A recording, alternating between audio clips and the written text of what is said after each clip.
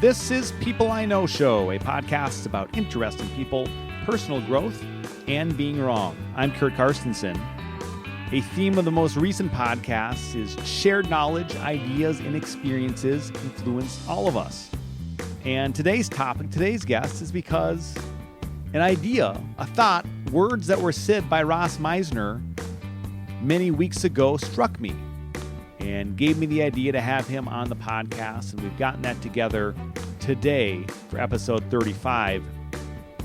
We discuss a number of things and really get into it kind of deeply as he and I try to sort through some of the philosophical aspects of how we work, how the body works, how the mind works, how our thoughts and feelings relate, why we do the things we do, is there free will, is there not free will?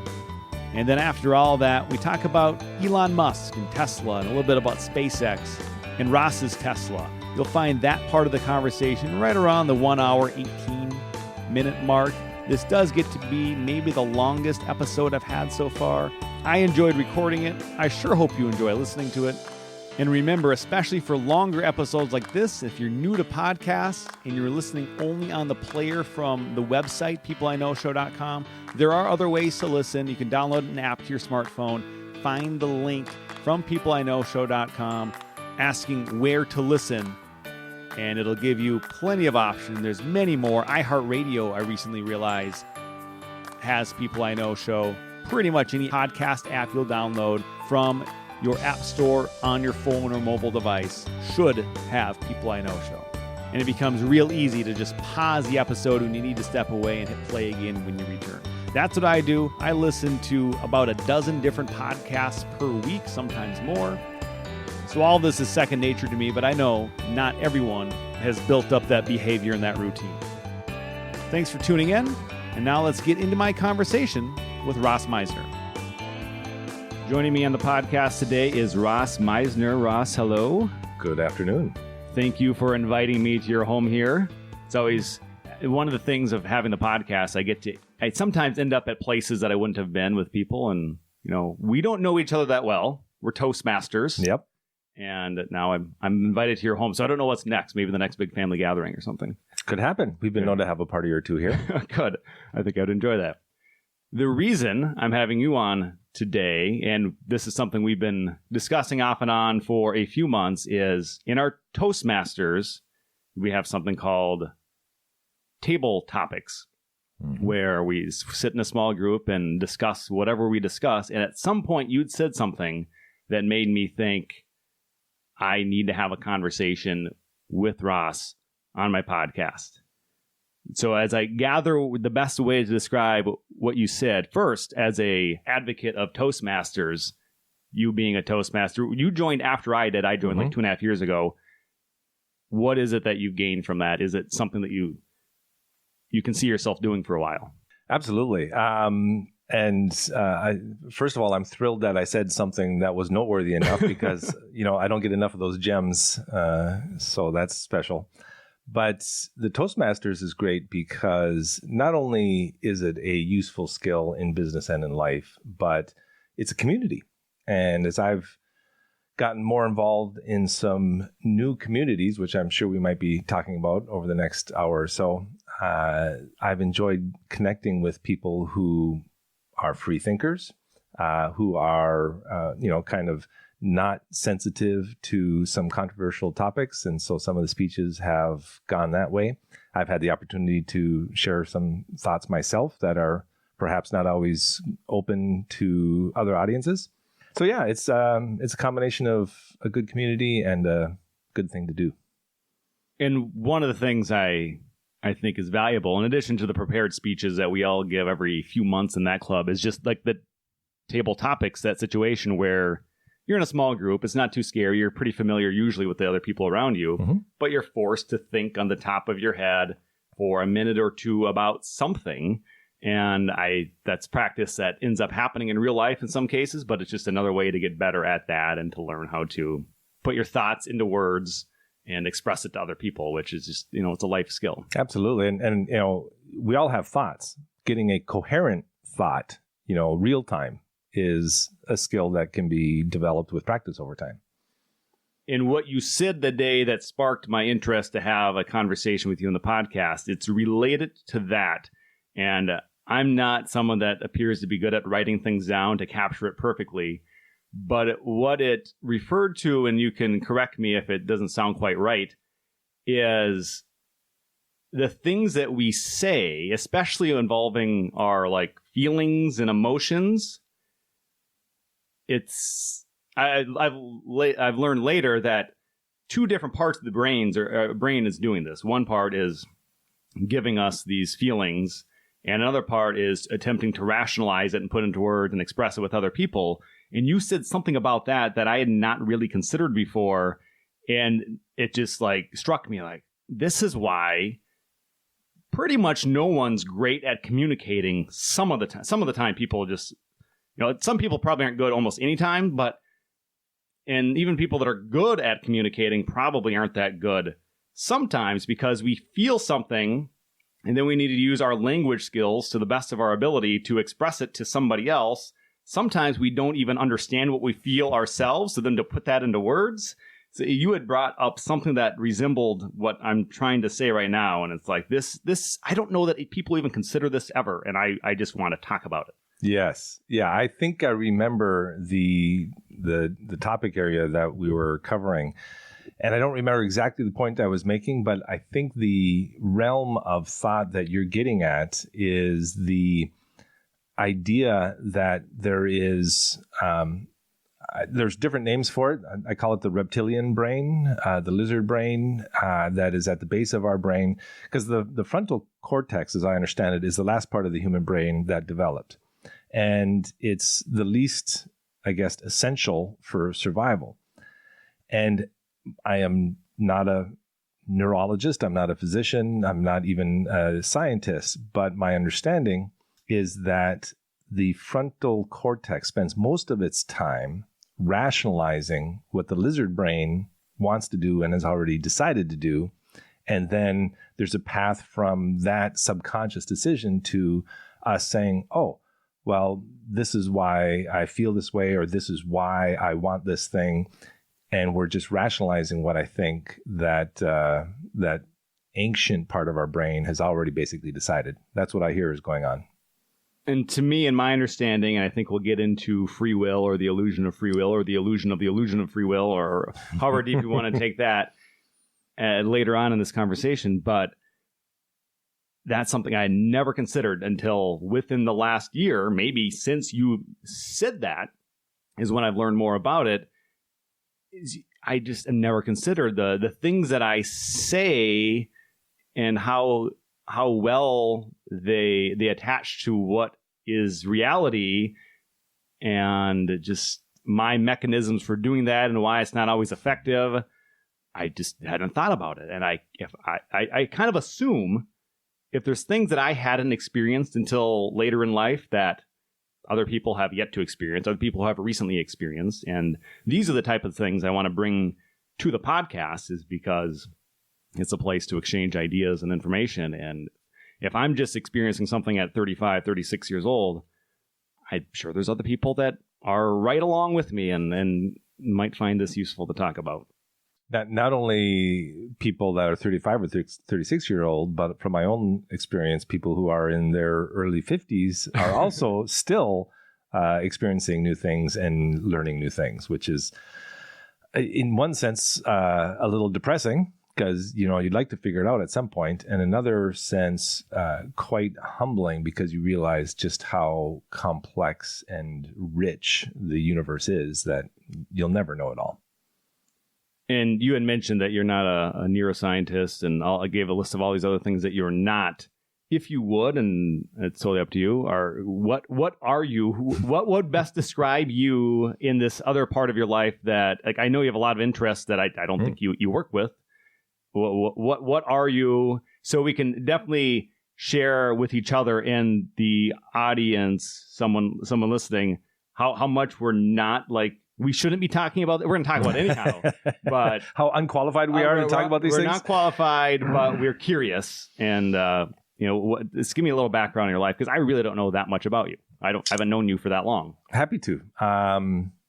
Yeah. So yes, we are what we are. And there's a little quote up on my fridge. We're all in the gutter, but some of us are looking at the stars. Okay. Right. So we strive to be more than we are.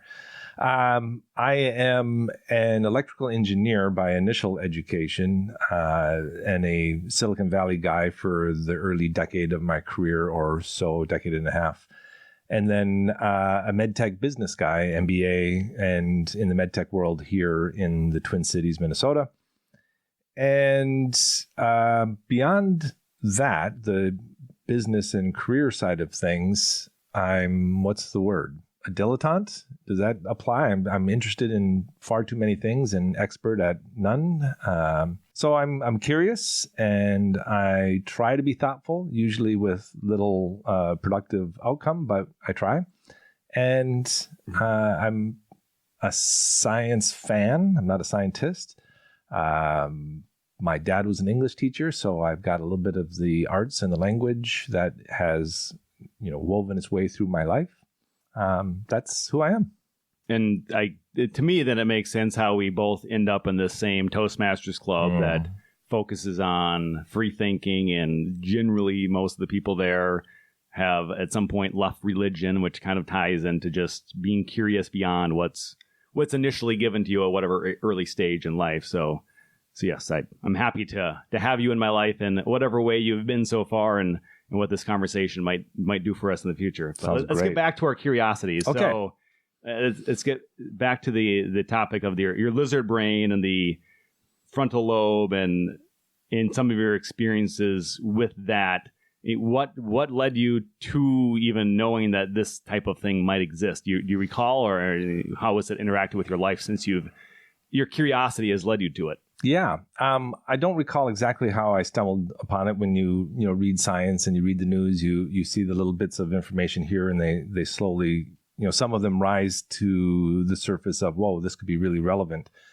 And I think the idea struck me when I first came across it because of how potentially undermining it is to my belief that I'm a thoughtful person, somewhat educated, who's trying to do the right thing, objectively and logically. And, if this hypothesis is true, then I am just a 200-pound tool of my lizard brain, right? I'm merely executing things that I have no control over. And that was shocking. It was quite disruptive. So that idea really stuck with me. It's like, okay, so I had to look into it some more, and it turns out that there is a fair bit of research and science on this saying, you have decided things before you even know you decided. It's not a conscious recognition that you are, like in communication, like you're talking about, that you are trying to do something. It's that the reason you want chocolate ice cream right now has nothing. It is because the lizard brain wants chocolate ice cream. And so the fact that, oh, gee, I'm kind of hungry and it's kind of warm out and I'm going to go get some chocolate ice cream is all rational. And you don't even know it.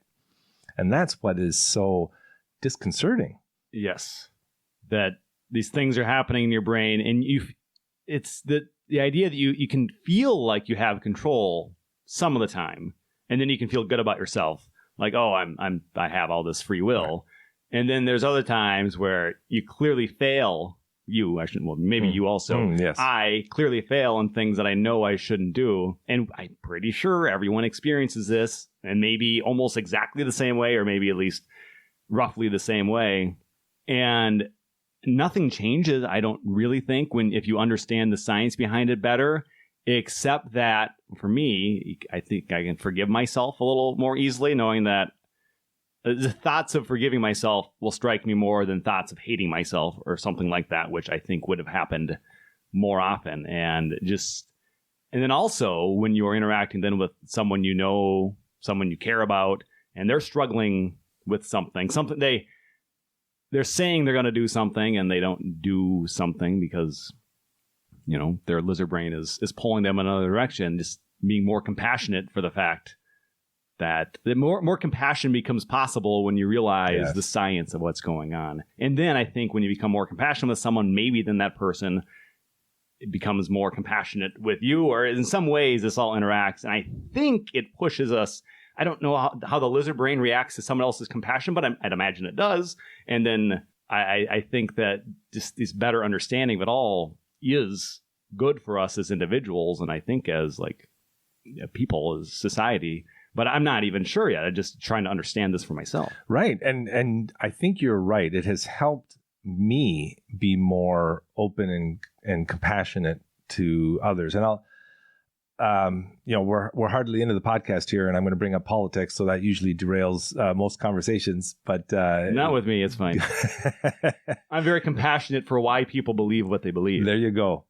But I have two very educated, thoughtful friends who are much more conservative than I am. And so myself and a different friend are more socially liberal.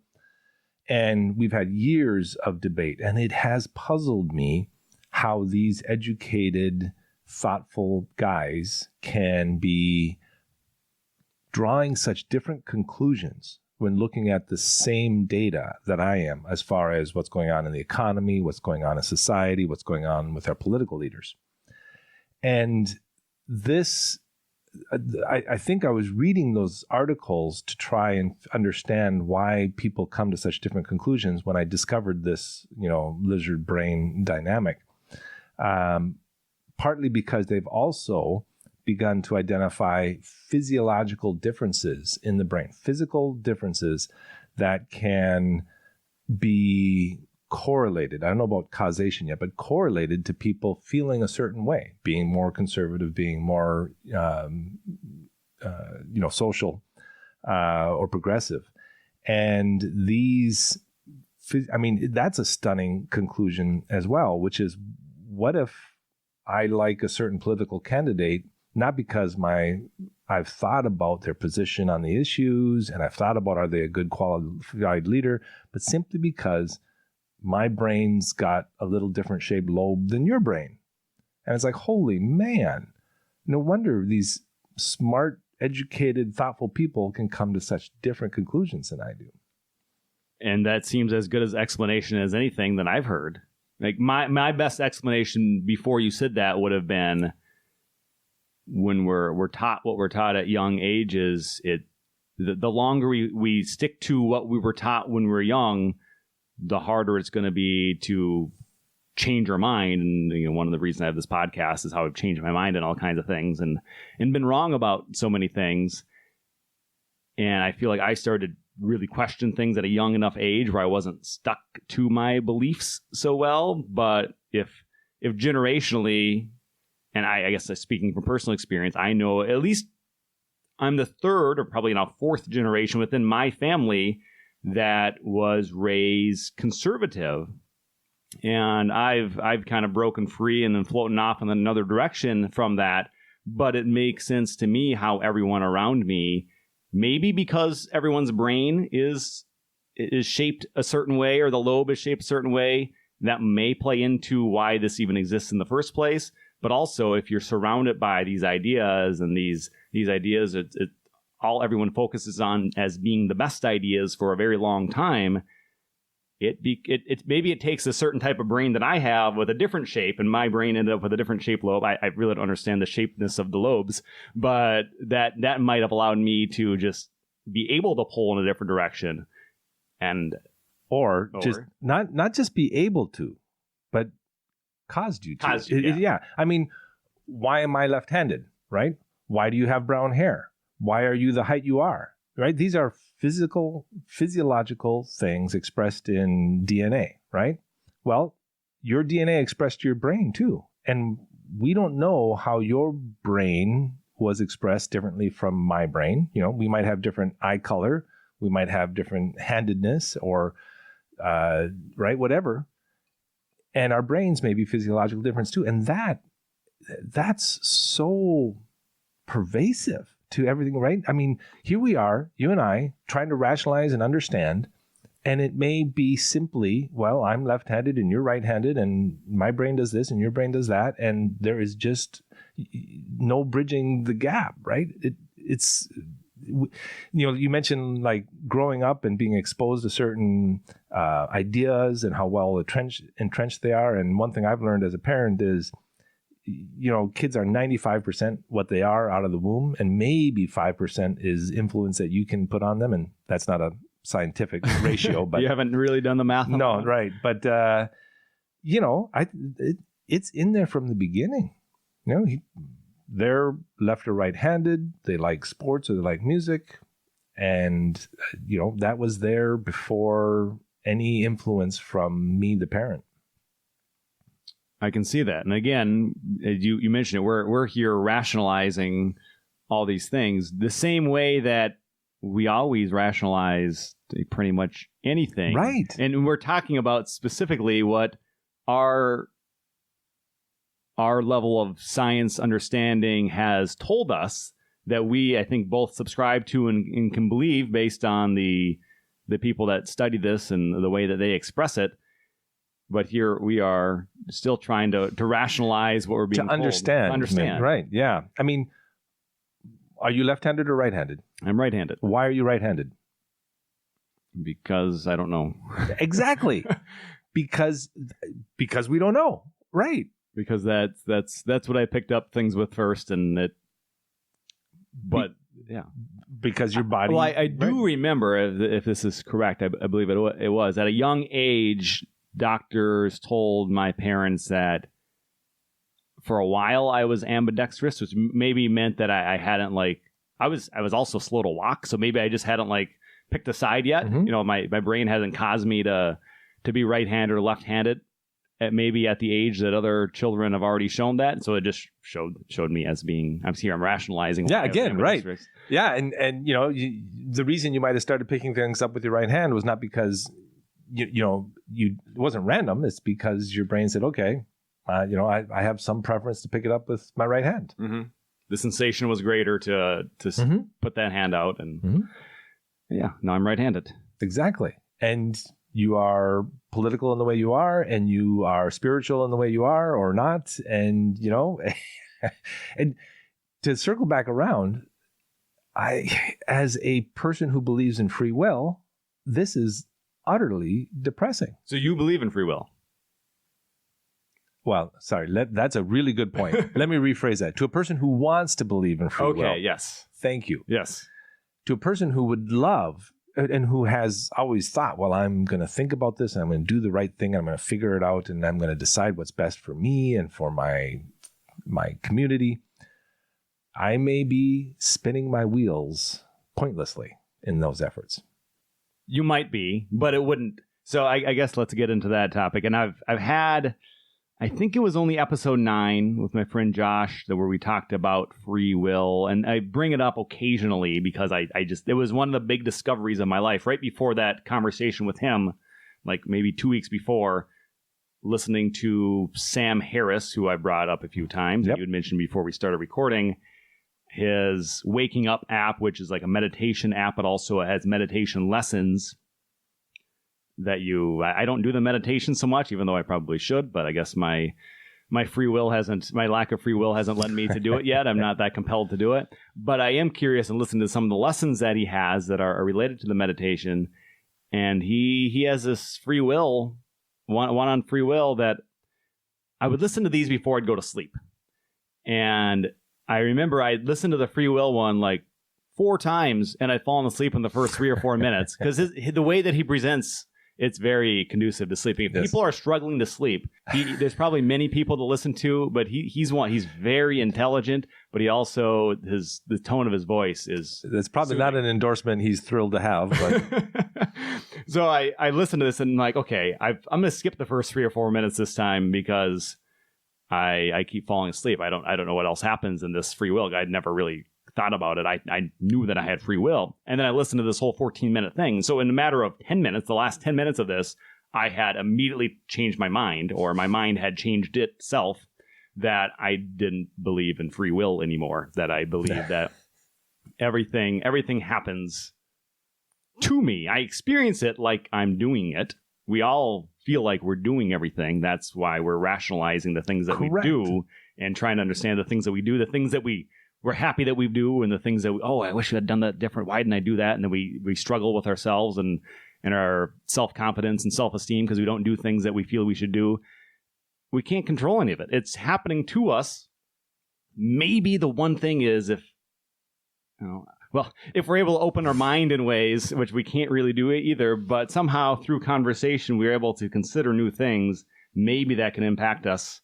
And then we're still without the free will, but it might shift our direction in life. And maybe I'm going down another tangent here. You're touching on,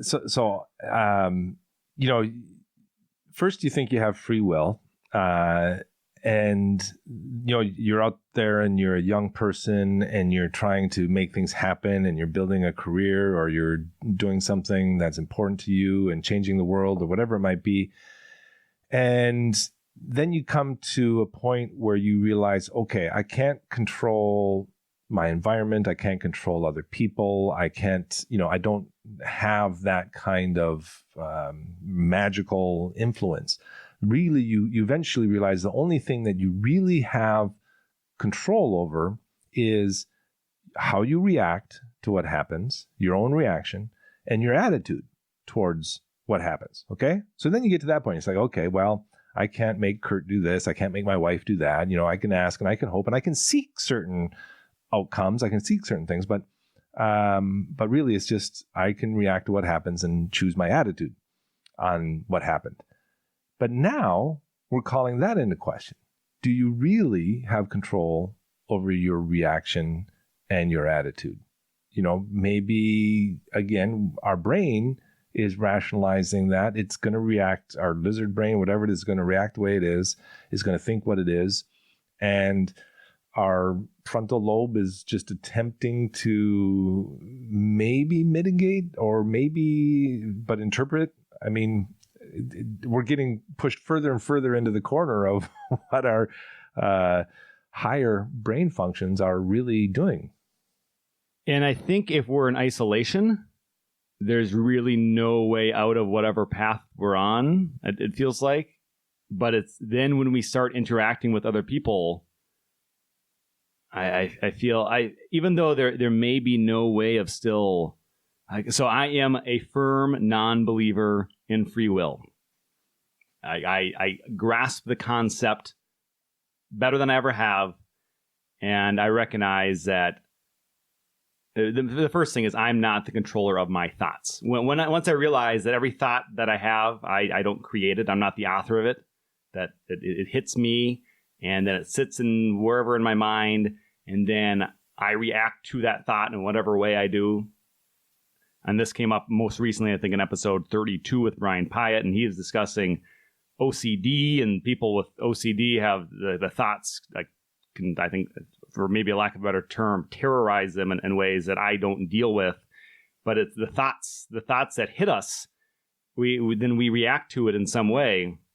And I guess since I've had this realization, recognition, understanding, acceptance that I don't have free will, the thoughts that hit me are more pleasant in the way that I'm not hard on myself and I'm not hard on other people.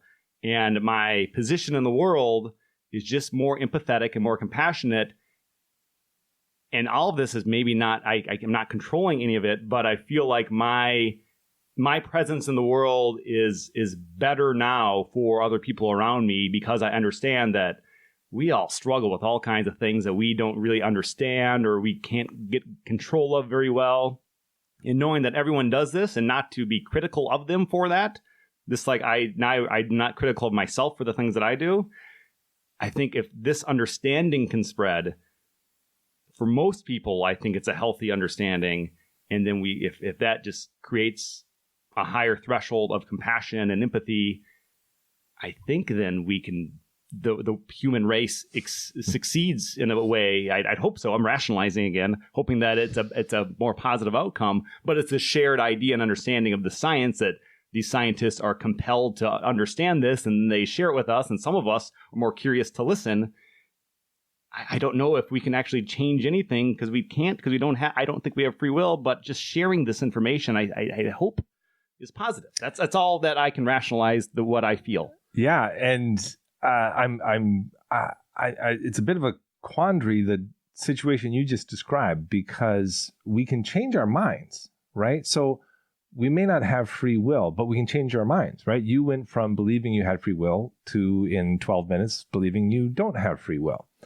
So, but I'm not sure what the question is, what does changing the mind mean? Is it the reptilian brain coming to some new subconscious realization that fits its world order better? Or is it a new mechanism for the frontal lobes to say, here's a new tool, a new lens to help me better fit the reptilian brain's behavior to my higher order reasoning that I'm trying to do. And so I'll use this new lens because it connects the bridge a little better. And I had not considered it that way. So in a sense, then, their lizard brain, no free will with that. That's going to do what it does. Like, we can't, that's happening before we realize it's happening. We can't, like, even someone that believes that they have free will, which I know most people probably do, if you can agree that the lizard brain's doing some things inside of you that are causing you to act in ways that sometimes, a lot of times, you wish you wouldn't, or do. I mean, the lizard brain isn't bad. It's just, if you want to do something good or something that doesn't fit the higher brain's goals, it's not necessarily contrarian to the higher brain. It's true. It's just dictating first the choices you make. So I guess I look at it and all the negative the things that we wish we wouldn't do. I feel like, okay, I can forgive myself for that. But as you mentioned earlier, the things that we're proud of, yes, maybe some are also coming from there. Everything is pervasive. If this is true, and again, but it seems plausible and likely based on some of the research. It's everything, all the good stuff we do, all the bad stuff we do, everything that fits with our higher order rationalization, anything that doesn't. So actually, to me, it kind of, if you follow this rabbit hole, then the question is, if the reptilian brain is deciding to do something, does that reptilian brain represent some kind of free will, right? If you're having a choice to act or not act in a situation, and you make that choice unaware that your lizard brain is guiding it or dictating it even, did your lizard brain just exercise some kind of subconscious free will in a reaction to the environment and the stimuli that you were just talking about, coming in? And that's a question I haven't even thought about till just now. So suggesting that what we previously rationalized or communicated with others or other stimuli from other people and other things around us, what we feel like we desire, or what we've talked about with someone else that we've told them that we desire, then our lizard brain reacts to those. Is that what you're getting at all? Or you might have lost me there? No, not exactly. If the lizard brain is the source of our motivations and our actions, and then our higher order brain is busy translating and rationalizing and executing and, making us feel good about those decisions, then I think it's a nuance on the free will question, because if the lizard brain is making the subconscious decisions all the time, good or bad, is that lizard brain exercising subconscious free will because it wants something, right? It wants power, it wants food, it wants influence, it wants to sleep, whatever it is. How would that be? I guess maybe I'm lost where what the lizard brain, as we've been calling it, how that would be free will. Because wouldn't free will have to do with, in some other way, what you can express that you want or desire and then acting on that? Doesn't that constitute free will, or is free will to you something slightly different than what I'm thinking?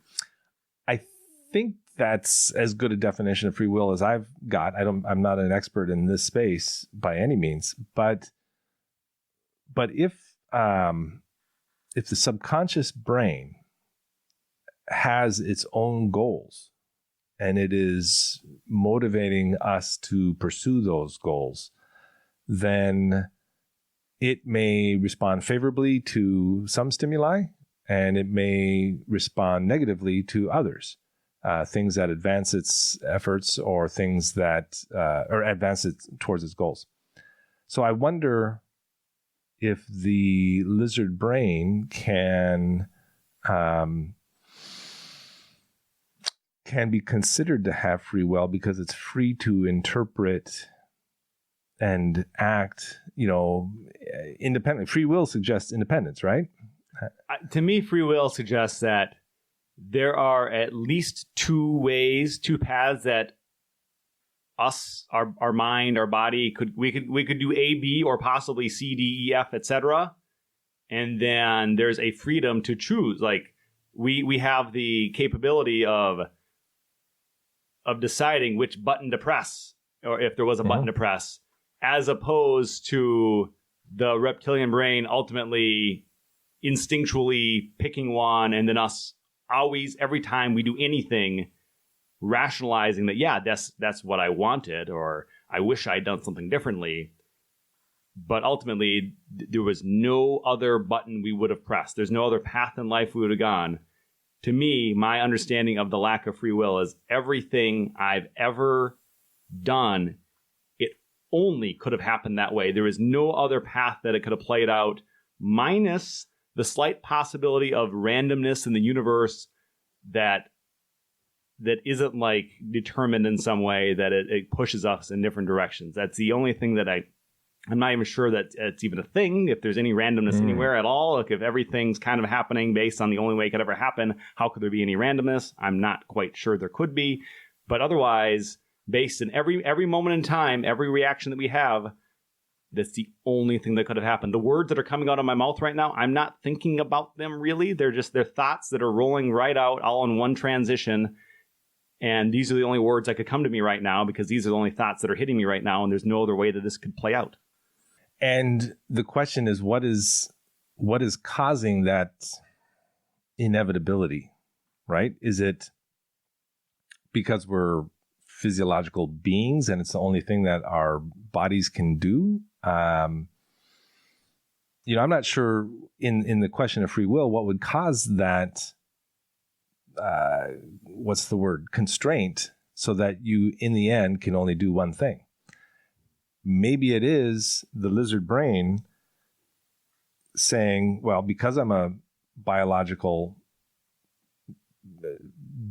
being, a biological creature, animal, I'm going to respond in certain ways. And yeah, the rest of what's coming out of my mouth and your mouth right now are just our lizard brain saying, well, okay, we decided to do this podcast and we decided to talk about these topics, which we decided because both of our lizard brains were okay with it. And now we're going to sit here and the lizard brains are saying, well, do your best, and talk about them. But the reason you're not talking about the parade or ocean currents is because the lizard brain has decided and agreed to talk about this. It's led us to this moment in time based on the path. We could look back to the first time that we met would have been at a Toastmasters meeting like a year or so ago, whenever Correct. you joined, and shortly after that we met. So from that point forward, I guess this was kind of inevitable once I got to understand that you and I, maybe we don't think the same, but our curiosities, I think, align very closely in a way that attracted me to you to want to have this conversation with you. It just, in the way that I am, the fact that I desired to have this podcast, and then the people that I choose every time that I think I can best interact with to get to whatever point that I feel compelled to share with the world, or the audience that makes up my listening audience right now. And hopefully someday the world, like as many people can hear this as possible. I'm just kind of, my mind going through all the people and the thoughts that hit me of who can express this thing that I've felt. I feel and I want to push out. I just have this compulsion to the things that I feel and I've learned to push out to the world to see if there's anybody else that would hear this and that would like impact them the way that it impacted me the first time I heard about it. Just plant the seed out there that this is what I'm compelled to do, and you were the first best person that I came across to express this thing with. So then you're the guy that changed me to think about it differently. And then I wanted to have the conversation with you, and it couldn't have happened any other way. And the fact that we're doing this now, we're recording, what's the month? June now, as opposed to the first time I brought it up to you, which might have been like December or January or something. It goes to, and you can explain the fact that you explain why this could, to me, like in theory, if we had like free will, this could have happened within days or weeks of me first proposing it. You try to best rationalize why it's happening now instead of then, if you can. Well, you touched on several things, so let me. Yeah. I've got about three things to react to, but one of them was, we met, and I don't think that has to do with free will. A stimuli in your environment named Ross, right, showed up, and a stimuli in my environment called Curt showed up. And so then you mentioned, well, I changed your mind to say, this might be an interesting person to have a podcast with. Well, I don't think I changed your mind. I think your reptilian brain said, I hear words from this other creature, right? Stimuli that resonate with my lizard brain, or myself, because I'm your lizard brain now speaking. And I should get more of this stimuli because I like it. And so I'm seeking other things, seeking like-minded stimuli. I want more of it. Mm-hmm. So then you went through he said something neat and I should get to know him better. And he's at Freethought Toastmasters. And so you went through the process, not of changing, but of responding to the direction of your lizard brain to get more of what it wanted. In this, if I can interject briefly, I think it can resemble most or all of everyone's interactions with other people is we're attracted to different things and different people. And some of us are like socially extroverted and more capable of like engaging right away to create something. And a past version of myself that didn't have a podcast or I felt more shy at some point would have been less likely to reach out maybe. But we're all in this experiential aspect of life where we're interacting with other people based on the stimuli.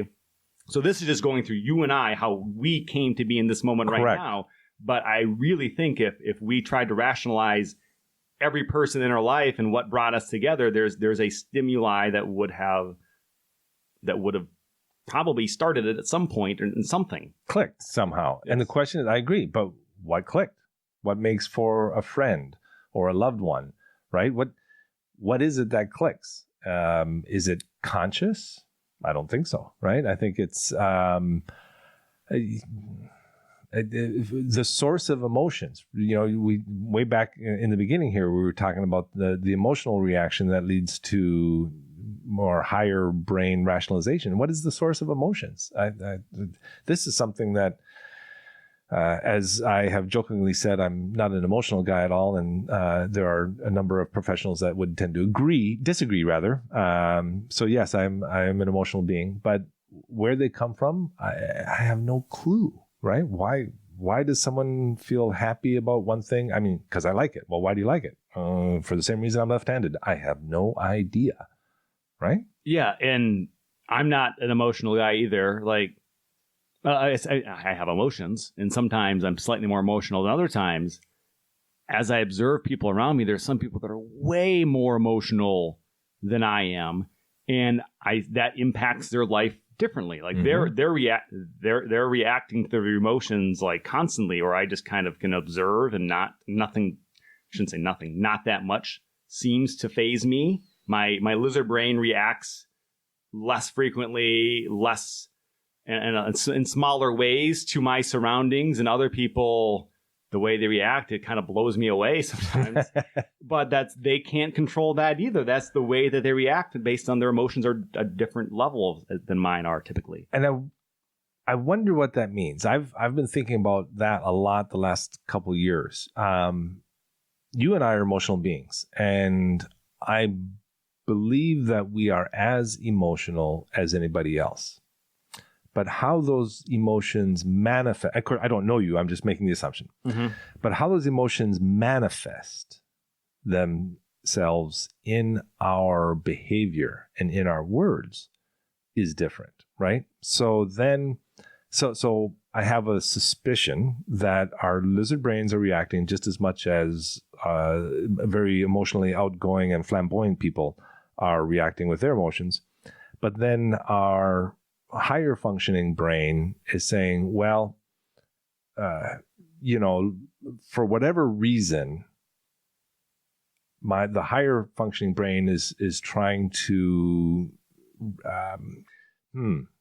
I use manifest or express those emotions Or suppress. Or suppress, right, or reduce, right, mitigate, The memory of previous similar emotions makes maybe this other part of our brain recognize, okay, this isn't that big of a deal. Nothing, it's not that exciting, or it's not that it's not going to bring out this great anger because we've done that's our brain. We've been through this.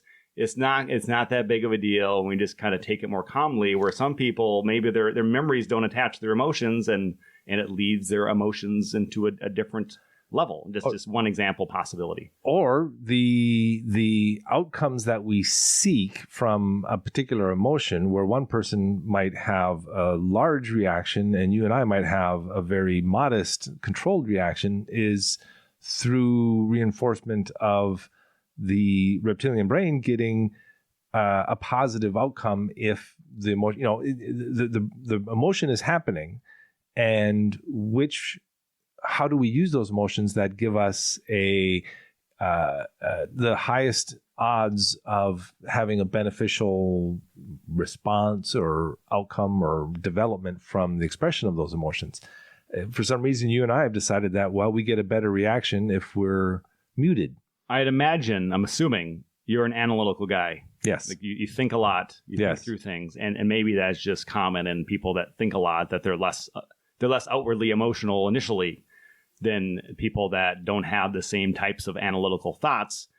And who's to say what is more beneficial for a joyful and happy life than each of those categories or the other categories that we could put different people in. But certainly as someone that thinks a lot, especially as a child, like always analyzing everything, it somehow that has suppressed my emotions in a lot of situations, perhaps.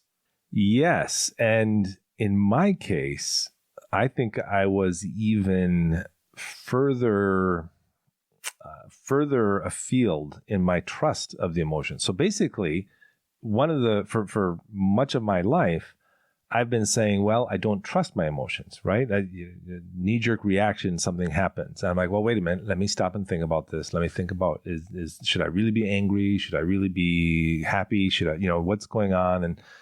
And so I felt that the emotions were a less reliable signal in how I might react to a situation. And I would try to, I don't know if overrule them, but again, mute them and manage them to a point where I had a much less emotional reaction. And I'm beginning to wonder now if I am denying what I am as a biological being with emotions, right? And the emotions are an innate, inherent part of what I am. And so to not trust them is like denying I'm left-handed.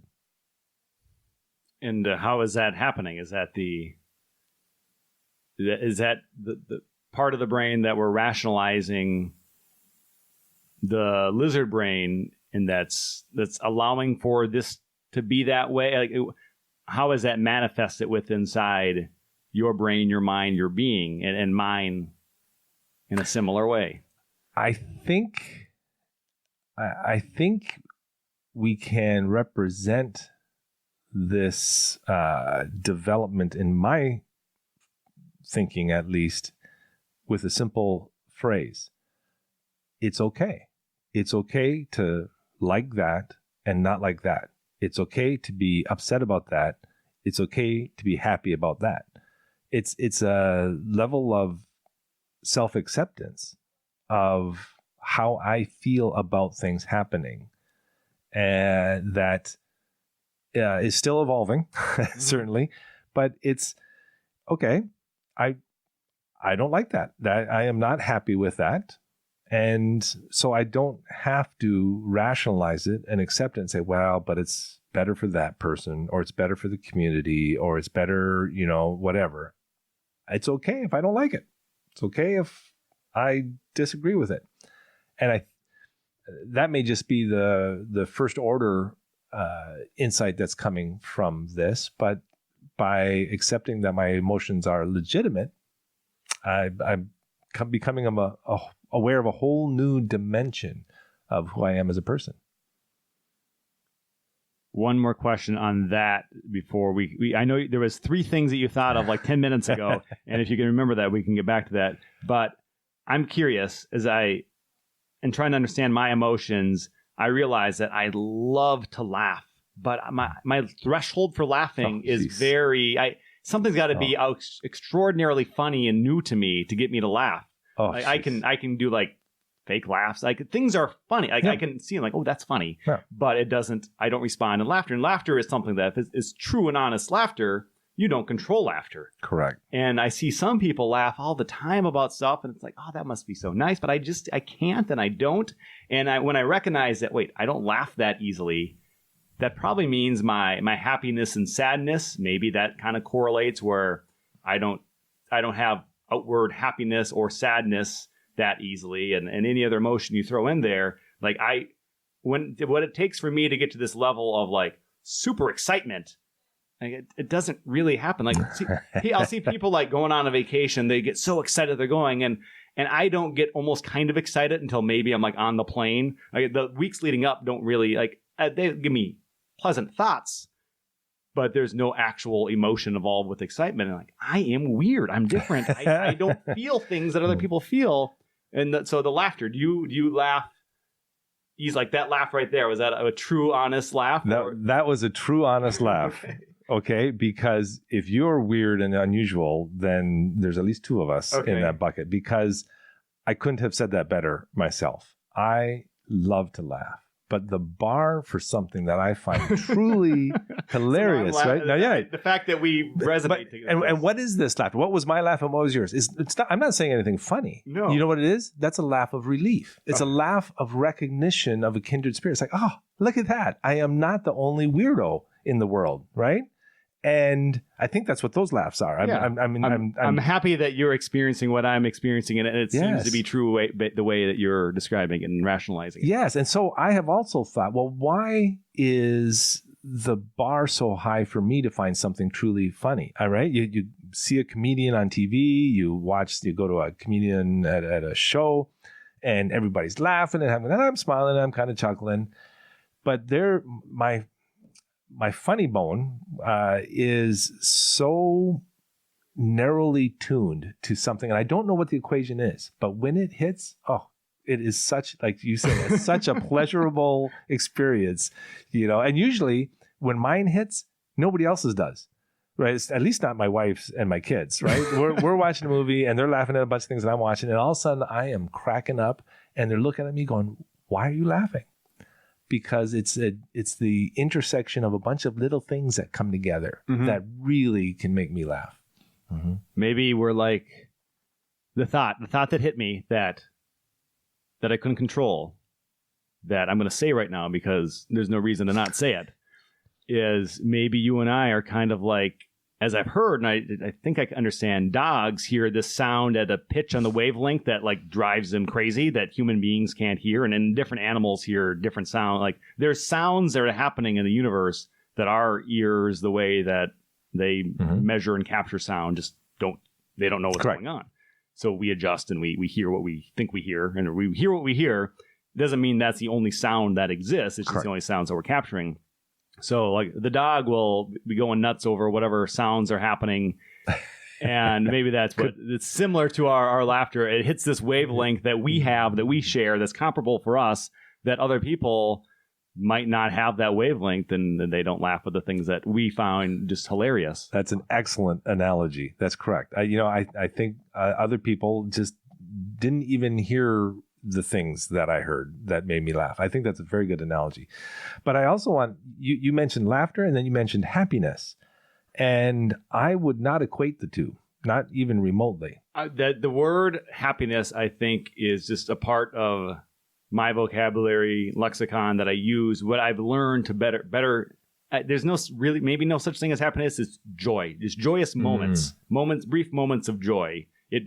My laughter attached to some joy that I'm with you with that. I don't know if it's happiness at all. Yeah, because I think happiness has the joy element and then it has the satisfaction element. I think if you are at ease in a situation or at ease with your life and you're satisfied with what's going on, I think that's the other side of the coin of happiness, right? There's the fun and joy element and there's the lack of dissatisfaction, maybe. I don't know.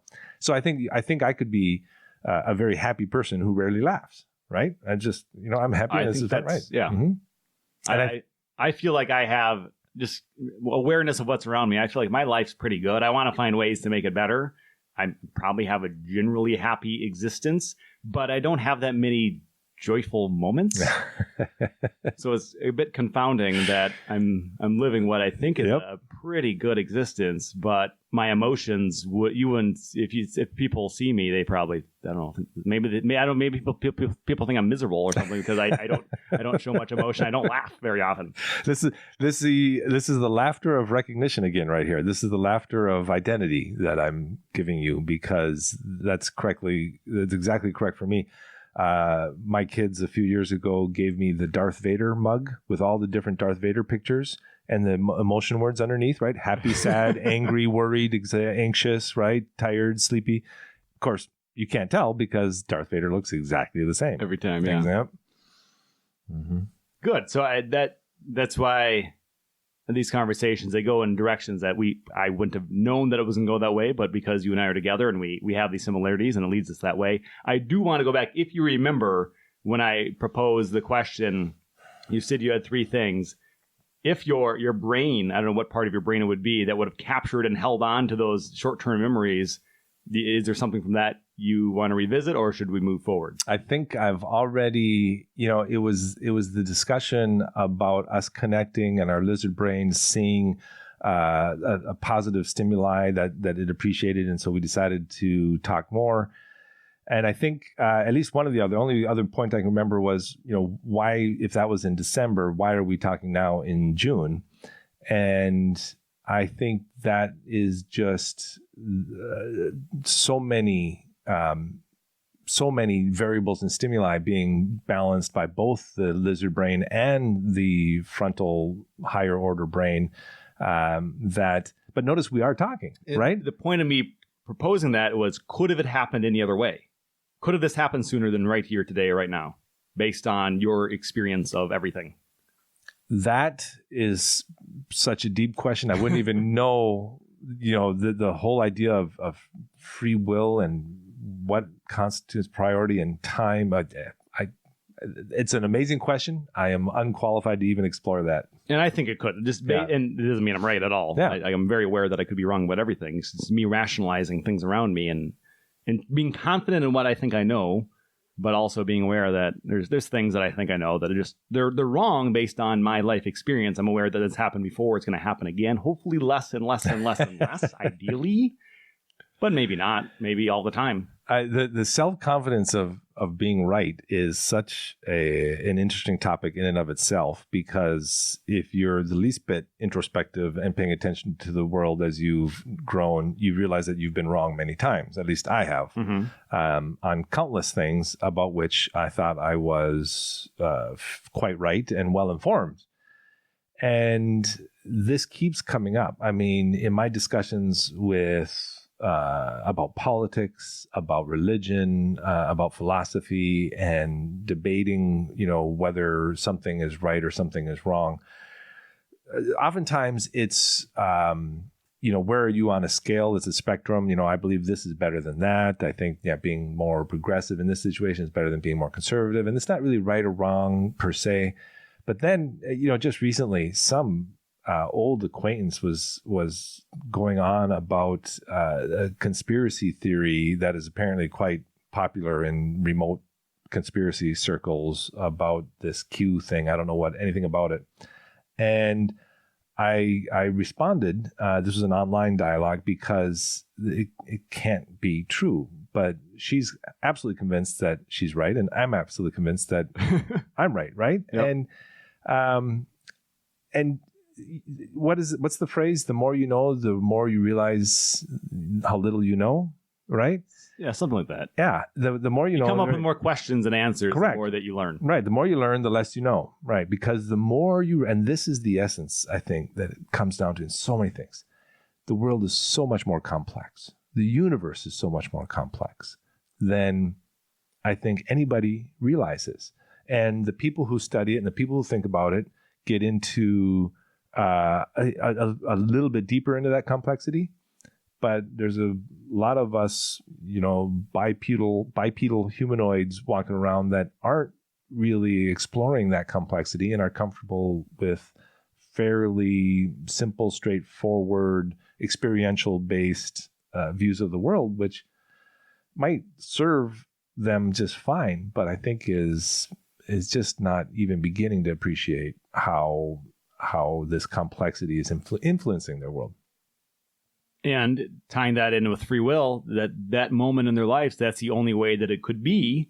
Right. And you and I being as curious as we are, was I always this curious? I don't know. Probably. I was a curious kid, but not as curious as other kids around me. I remember there was a kid at my school. He moved there for a couple of years. I think he was a pastor's son. And I'm sure if I really wanted to, I could think of his name. I remember at recess, while most of us were playing, most of the boys were playing football or whatever sport of the season, he was out there with his magnifying glass, like trying to do whatever scientific research that he could at age 7 or 8 or 6, whatever we were. And clearly he was more like, his devotion for curiosity and maybe being the new kid in school led him to do that. Meanwhile, even though I was a curious kid, I also liked sports and I wanted the social connection with the other kids. So I would not have been the kid with no chance. I would have been the curious kid with the magnifying glass. I was out there playing football. And it's just like, okay, but I'd imagine because he was so curious at such a young age, that could have led him to a very successful career and whatever. And he's probably making way more money than me. Does that make him happier? I don't know. But it could have never happened any other way, basically. Mm-hmm. Possibly. And maybe he recognized some of this complexity, with a magnifying glass and a blade of grass. You just realize, wow, there is a lot going on in this little thing right here, right? Or how an ant works. I mean, maybe he was just out there trying to kill ants. Maybe, yeah. Well, if it was me with a magnifying glass, I was burning ants. But yeah. Mm-hmm. Yeah. But this complexity, I think, is fundamental to probably any topic that you and I might ever want to talk about. Democracy, right? How's the democracy going? How's the nation going? How's the society going? Well, depending on who you ask, it's going terrible or it's going okay. Or, some people take a long view and say, look we're not living in caves and we've got the ability to communicate over magic waves to people who are listening to this. They're saying we are doing great, and it's this complexity. How does democracy work? How does an economy work? How does the human brain work? Like we've talked about, what is spirituality? Is it a belief in things that are supernatural? And why would anybody even want to believe that? Because nature is everything. This complexity makes it really hard, I think, to advance our society, advance our way of living, because the further we get, the more arcane, the more refined it is. How does an electric car work? How does a rocket work? How does this tape recorder work? It's not tape, sorry, digital thing, right? There's a minority of people that could explain to you how this sound is being heard to whoever's listening to it right now. It's very complex. And yet we take it for granted all the time. And if we wanted to make this better, only a handful of people in the world, small thousands, whatever, would have the technological wisdom and ability to make a better way of recording and sending this sound. Think about it. And the fact that exists, that people throughout time have been able to specialize and become more specialized and more specialized, allows us to have all these things that seemingly make our life in 2019 the best life anyone's ever lived on this planet ever. Maybe we think it should be, because so much is there, at least in this country and in many parts of the world. What we need is plentiful, especially if we have the skills to have enough money, or we're born into wealth, whatever it is, that we have everything we need. But it doesn't necessarily mean that you and I, as curious beings, are any happier. I think we both think we're fairly happy, but we're any happier than people that lived 2, 5, 10, 20,000 years ago. I don't know if those were. We'll never know how happy those people thought they were. Or are we, being so curious and seeing the complexity and yearning for the complexity, are we actually happier than some other person living right now that senses complexity and just kind of ignores it, pushes it aside, and keeps to what they're comfortable with? Are we, you and I, happier than that person? But we're living in the same time, in the same era, and your and I's curiosity towards complexity leads us in one direction. Someone else's desire to just not have complex things around them might push them in another direction. And we both vote in this democracy. Correct. And sometimes those votes hit each other and our ideas clash. And the fact that we need to exist together, I guess, causes problems. In our own groups, in our own little special planet or island, I think we all could be fairly content and happy, perhaps. But the fact that at this point, there's probably no going back. We're all going to be intermixed within these imaginary lines that we call countries and in cities and states and whatever. And that's what leads to problems. There shouldn't be any problems at this point in history, except that I think people handle all these complexities in very different ways. Correct. I think you're spot on. And, because we are animals of a sort, power matters, right? Territory matters, and the ability to take care of a family and to get food. And so the artificial boundaries you talk about, cities and states and things, are constructs, man-made constructs, to try and unfairly divide or control limited resources and things, right? And if we were all able to hang up our hang-ups, so to speak, probably the entire world would be better off. But we are animals, and we are territorial, and we are social, and we connect, with like-minded people, or people who speak our same language, or believe the way we do. And these artificial man-made constructs inhibit the most effective flow of resources that would be value maximizing for the larger population, I think. But we're going all over the place. We are, and that's okay. I think, whatever happens, we can't do it any other way anyhow. Right. You're here, and I'm here, and our thoughts are hitting us, and the words are coming out of our mouth. Correct. And it's you and I are sitting here because something resonated in me to want to talk to you, and something resonated in you that made you willing to talk to me and do this. And for each individual listening to us right now, I'd imagine on an individual basis, some people this really this is right in their wheelhouse and they like it. And there's some people that it forces new thoughts they've never had. And then what they do with it, I don't know. And some others would have probably turned it off already if it didn't hit any interesting things. It didn't connect with them at all. So, but I think that's the exchange of information, ideas. It's always that you're going to draw from. There's people that are going to agree with you, and then there's some people that are willing to waver a little bit and be pulled in direction. I feel like I'm that person that every once in a while something hits me. It's I had never thought about that, but I'm curious, and now I'm aware of it, and I want to learn more about it. I might not learn more about it for 30 years, but maybe this memory that I once had this first experience exists. But that's everything that's around us is the sharing of ideas, and we communicate.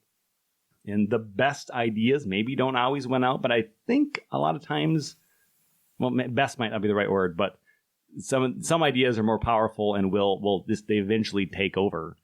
Yeah, over time, I think good ideas have a tendency to, you can't keep them down, right? You can try for a while. In the political world, you can try and, have a more autocratic regime that keeps, beneficial things down or whatever. So, but good ideas tend to percolate to the top. But again, as you say, different people are very good at different things today. The level of specialization, the level of expertise in these really arcane fields of technology and communications and economics and even governance. Governance is a science that is super complex. But rightfully so, we are all equally empowered at the end of the day to help decide how we will be governed. And this complexity that all these specialists might know about in their particular field can't be shared reasonably with the masses, right? I can't be an expert in political science and in technology and in communications and in global climate and all these things. I just can't be. So I have to take somebody's word for it. And now that's where influence and that's where agendas, right, start to come into play. And the challenge is, how can we benefit from the expertise that individuals have in certain disciplines in a more universal way? It's just hard. Somebody's going to ask me to vote on a judge in Minneapolis, and I don't have a clue who the judges are, and nobody votes for judges anyway, and they win because they got 10 votes because I just don't have the information. And that's just a simple example of me being empowered to make a decision on things that I'm probably not well enough informed to make a good decision on. It's the specialists. If there are specialists that are also capable with their psychological and communication skills to then unwind what they understand so in such a complex level, and then be able to share something with the masses that can resonate, that leads to whatever complex thing that they understand and know is going to help people. If they can communicate something somehow more effectively, I think that's kind of what happens. And I don't know if that's something you can train for necessarily. I think some people just have a knack for it. For instance, the president of this country that we live in, I don't think he really is. I mean, I could be totally wrong. I think he's kind of lucky in the sense that the way he communicates resonates so well with so many people. It's not some great skill that he's developed because he knew it would be effective. It's just a skill that he's developed that has been effective, and he's kept going with it and going with it and going with it. And somehow, because he's not too complex, he's in fact the opposite of complex. And I sometimes am ashamed of my vocabulary, that it's probably not that great. His vocabulary is lesser than mine and pretty much any adult that I know. Yep. But it works somehow in a way that maybe very few or nobody could have foreseen, because he is this person in between this very complex governing system that's been able to speak a language that connected with enough people to get enough votes to win enough states to get into the presidency. And that may happen again the next time. I don't know, because that system's it comes down to 3 states or whatever, basically. Mm-hmm. And it's going to be people like that. And depending on what their intentions are and what they want out of their life or the world, it might slowly move the world or our country in different directions. But it's whoever can rise to the level of being the type of communicator based on human psychology that can push ideas. And although I am not a fan of his, I do appreciate that somehow the way he interacts, it's powerful to enough people he's president, and a lot of people still like him. And I can respect that, mm-hmm. that's possible, and that we all should be aware that that's important and get better at it if possible. Well said. It might be depressing, but it is important. It is real. It is relevant. The first part you touched on, the highly aware, educated people in certain fields that then can communicate it. That's the Carl Sagans of the world, right? That's Carl Sagan trying to help people understand, well, this is what's going on in the universe. And then I think we've kind of come full circle in that President Trump is speaking to the baser sides of ourselves. And that's not a negative term, but he's speaking to the lizard brain, right? The lizard brain wants to be safe, wants to be secure, wants to have food, wants to have, creature comforts, whatever it is. And he's speaking to the essence of being human, playing on fear and trying to make us feel safe. And many of us are saying, well, that sounds good, but it's not the right approach. You're oversimplifying the problem.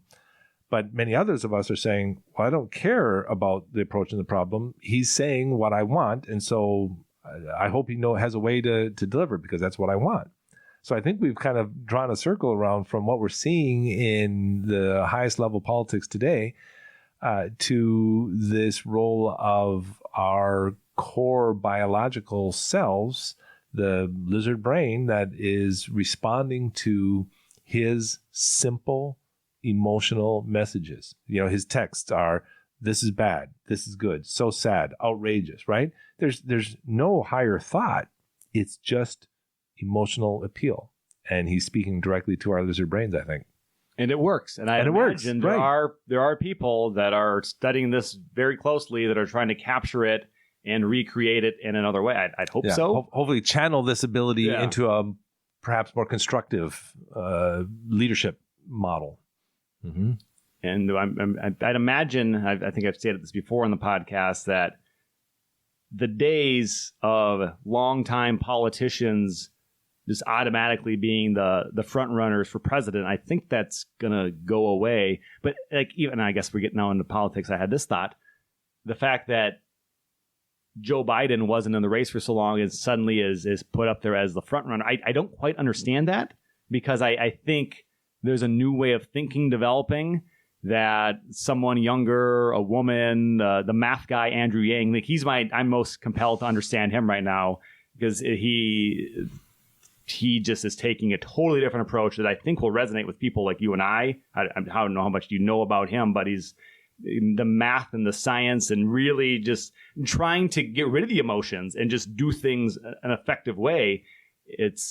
I find it very appealing. Does it appeal to the masses? It might not at all. It might not. The thing is, he might be a great administrator. He might be a great person to have in government, but he won't get elected because he doesn't connect to the emotions, which drives voting behavior. And so unless he can scientifically act in a way, right? He's like, okay, in order to get elected, I need to speak to people's emotions. So I have to do some deliberately Trumpian type behaviors so that I can become the administrator and then do good things that are scientifically informed. If that's possible, that would be the ideal. And the things that work to rise to the level of winning the Republican candidacy compared to what would win the Democrat candidacy and then would win amongst all people. And that's too complex for me to even bother to try to understand. So that's a whole nother part of the political process where, this person may be the best person, but they're not going to beat that person. So then we don't want that person, whatever. That's a whole nother thing. That is a whole other thing. Yep. Mm-hmm. How about this? We have this list, Ross. Let's tackle one of the other big topics in a few different ways if we can. One of your speeches at Toastmasters within a few months ago had to do with space exploration in some way, if I recall. And if I'm allowed to share, you are an owner of a Tesla, which is I guess tied into that, at least by the main person behind Tesla and SpaceX, Elon Musk. So these are things that I'm curious about, but I think that you are much more educated on than I am. So I want to pick your brain a little bit about where your curiosities have taken you on both. Well, you're an engineer, so the engineering behind the electric vehicles and in what the future holds with that, and also space travel, why we're doing it, if it's going to work. I don't know. So what of that compels you to speak on first? Oh, there's a lot going on there. Space is my hobby, and so I enjoy paying a lot of attention to that. And I am thrilled that there is a person like Elon Musk who has the resources, the ability, and the inclination to try and completely revamp how space is approached.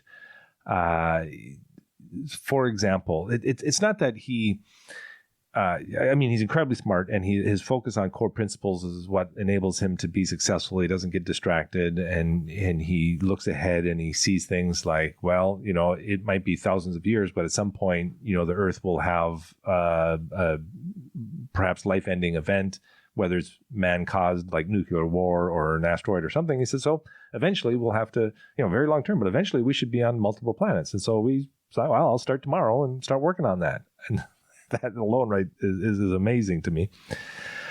But the other thing he's doing, if I were to try and summarize what I think SpaceX is doing differently in space, is he is willing to leverage all possible technologies and willing to make calculated risk-benefit decisions different than a government in a way that is enabling him to succeed in a way that the government historically hadn't. The government, as problems happen in space, as they say, is very hard.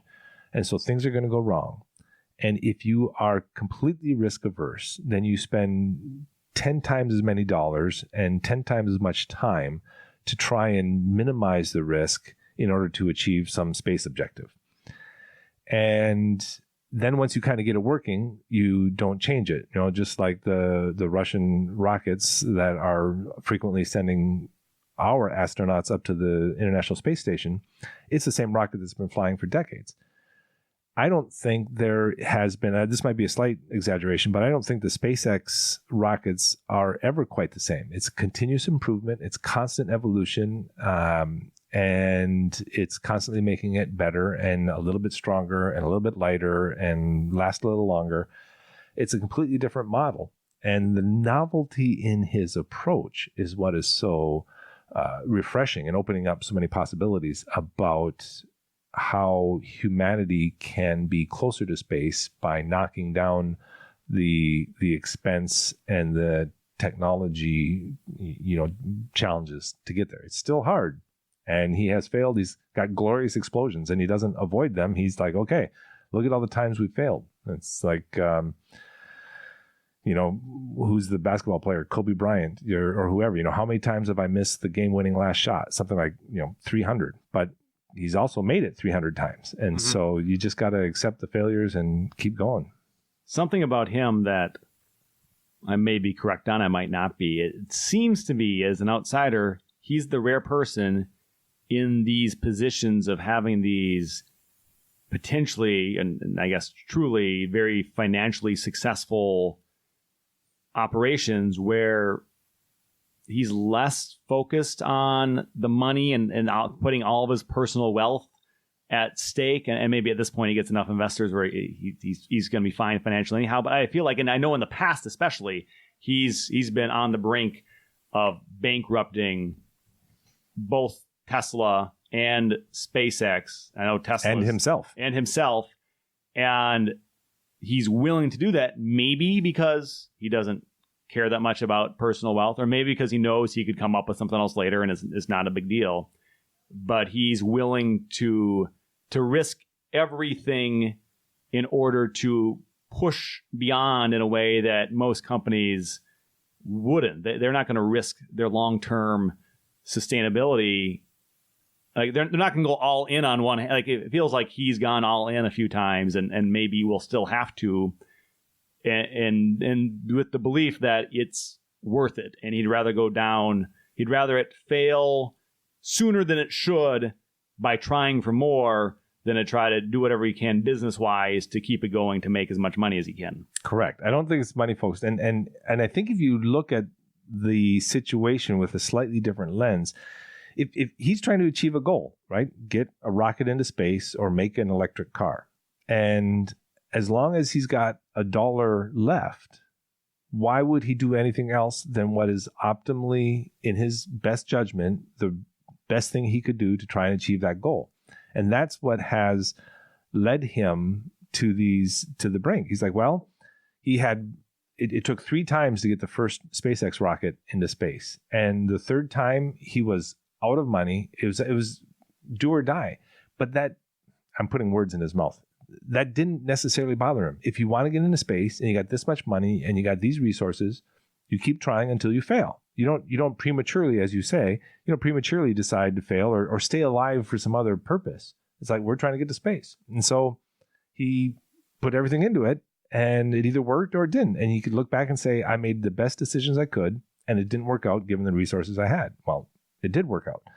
But it's so liberating to see him express and tell these stories of, what's he going to do? I got a little bit of money left. Do I build a third rocket or don't I? Well, of course you do, because that's what you're there to do, to try and build a rocket. And I don't even think, again, putting words in his mouth, that he was worried about what he'd do next. He was just focused on, can I build a rocket and can I get to space? And until he had done the best he could with the resources he had to do that, he wasn't going to worry about anything else. And I think then, if he failed, then he would look around and say, well, what else could I do? But I don't think he worries about that in beforehand. And going back to the lizard brain, it appears then that his lizard brain, combined with his capability for intelligence, drives him in a way that's extraordinarily rare of humans that I guess at least I'm aware of. And that's what's put him in this position that he is in. He's incredibly smart, and what inspires him and motivates him seems to be different than most people in the positions that he holds with his companies. And so something in his brain operates differently than pretty much everybody that's that intelligent, I guess. I don't know. And that's what's led him to do these things that are groundbreaking and changing the way that I guess in those two sectors, in motor vehicles and space exploration, it's really pushed it in a direction that, like, I don't know if Tesla is going to necessarily succeed in the way that it can or should long term, because I know they don't produce vehicles fast enough and they're not making enough money right now. I don't know exactly what's going on, but it's pushing every other company to make electric vehicles, and maybe that's the ultimate goal of him, because that's the way the world at this moment, that was the next step I think we needed to get to electric vehicles. And there's probably a better way to make a vehicle sometime in the future, but we need to transition out of the diesel and gas powered engines. Yeah. I don't know how Elon Musk thinks per se, but I suspect he could die a poor man and consider himself a complete success. Because with the electric vehicles, his IP, his intellectual property portfolio, the patents, they're all open, they're all free, you don't have to pay, and any other auto company can tap into those patents and use them, and they are. So why would someone who's got such a lead on electric vehicles not protect this super incredible portfolio of patents? Because he's not trying to make money. He's trying to convert the human race to a more sustainable version of energy transportation. Mm-hmm. Right? And the same thing with SpaceX. Everybody's rushing to catch up now with reusable rockets and these kind of things, because he wants to make space more accessible. I don't think he's money motivated at all. In fact, there's a story about him that when he was early on and doing, PayPal or those early things, he needed to know how far he could invest and how far he could push his available resources and still be okay. So he lived for, I don't know, some period of time, a few months or whatever, on the minimum money necessary, right? And he'd buy, bulk oatmeal and bulk rice and whatever, and he could live on like $3 a day. He said, all right, as long as I've got $3 a day, everything else is expendable. Everything else can be put into a car company or a space company or whatever. And think about the the freedom and the discipline to do that. Say, well, okay, I just need $3 a day and the rest will be okay. Wow, that just blows my mind. And so his lizard brain is different at this point in history. Way different. And imagine there was a time before money started to be the stimuli to most of us that led our decisions. And even me, like there was a time where I didn't feel like I care about money, but I realized it like totally does. I want to be in a good financial situation, and I don't want that to go backwards. But I'm realizing, just talking about him and some other thoughts that had hit my mind, if I for a year or two like decided to make way less money again, the amount of money that I used to survive on just fine, and stop worrying about accumulating more and investing and doing all these other things that I've been doing, that's probably where I gets me to the next big advancement in my life. Do be focused on how I'm using my time specifically and not trying to do everything at once and collect money in the meantime. So, that thought is hitting me more. So maybe I'll go on my $3 a day diet or my version of that pretty soon. But most of us don't live that way. And like you have a family, and a lot of people have families. I have a family, but no one that relies on me to support them because I don't have children or a wife. So realizing that there's someone like this doing amazing things because it appears money does not motivate him, like asking a question and trying to solve a problem motivates him totally. It's exciting to realize maybe that there's a path that a lot of us are missing that he has found that we can do in our own smaller ways in our own life, find something that's not the money. Like money does not drive this podcast. I don't know how much I probably spent like, let's just say $700 or $800 or $900, and a lot of time I could have used elsewhere to make money. So maybe I've already started that process to like have this podcast, and it's totally been worth it. Mm-hmm. So I think we all need to look at our own lives to see what are we doing that money isn't really mattering. It's giving you a different reward than money. It's giving your lizard brain a different reward, right? Why your lizard brain is like, well, I could be out, working or getting some overtime, and instead I'm going to sit here and have a conversation with somebody about interesting things that somehow the lizard brain finds beneficial. You and I wouldn't have a conversation without these microphones and this recorder. We would see each other at Toastmasters occasionally, chat briefly before or after. Right. Maybe go out for a beer sometime. Maybe, but I haven't gone out for a beer with anyone from the club, I don't think. And it's not that I'm opposed to it. It's just it doesn't seem to be a part of the routine. So this has allowed me to break my routine. And with some people especially, have conversations that I would not be having ever. So that's definitely valuable, and my different type of thinking is allowed for it, and I want that idea to go to you, to each individual listening. Maybe there's something you can try that Elon and the way that Elon Musk is doing, and my version of this with the podcast that you haven't yet. That's not going to make you money right away or ever, but is going to be way more meaningful than some of the ways you're using your time. Yeah. Yeah, absolutely. I mean, I think that's it's still hard for me. We have limited time. We have limited resources. Even if we have enough resources, they're still, finite. And especially with time, how are we going to spend it? What am I, 53, I think? I have to check. Time, yeah, I'm over halfway there. To wherever there is, and time becomes a big question. I want to get into the specifics a little bit of the Tesla. Yeah, like I've seen you do a couple cool things with it, and I'd imagine even that vehicle, and it's up to you how much you want to get into this, but I'd imagine that's like the most expensive vehicle you'd ever bought. Like it's by a long shot. It's the part of it, like you could have had a vehicle that cost half as much or something, which would have been a great vehicle, but you decided it was worth, for all these reasons, whatever, to spend however much it cost you to buy the Tesla. And explain that and what drives you to want to be a part of that. Sure. So your question is, tell me how your higher order brain has rationalized what your lizard brain decided to do and spend all that money on a Tesla. Yes. And it was the higher order brain has a number of good reasons why it did this, or why the lizard brain did it. It came up with a number of good reasons. One, as you can tell already, I'm a huge fan of Elon Musk and his efforts to revamp how we drive and transportation and energy use. So I wanted to support him. Literally, I want his business to be successful. And there are plenty of people out there that are voting against Tesla. I don't know why. I think they're just stock manipulators.